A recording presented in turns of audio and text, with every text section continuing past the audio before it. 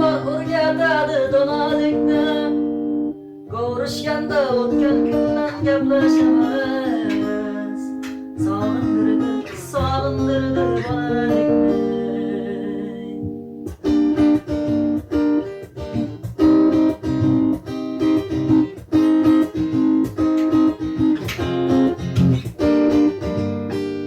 Bir do'stim bor eslatadi bolalikni.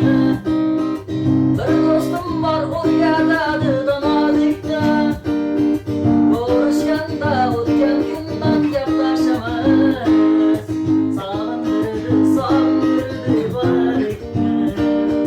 Bir do'stim bor eslatadi bolalikni.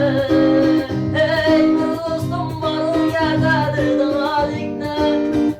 Ko'rishganda o'tgan kundan gaplashamiz. Sog'indirdi bolalikni.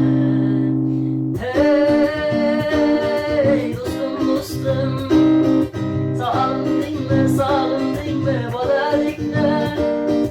Hey do'stim do'stim, sog'indirdi bolalikni.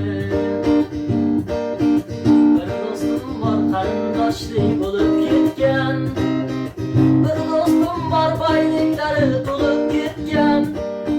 Bir do'stim bor hozir musofirlikda. Oramizdan yuragimiz yurib ketgan. Alloh ayirmagin meni do'stlarimdan. To'yxonar olib turarkan bu ko'zlarimdan. To'y bazmda chin do'stlarim davramoqchi. Bu dunyoda nomard do'stdan dushman yaxshi. Alloh ayirmagin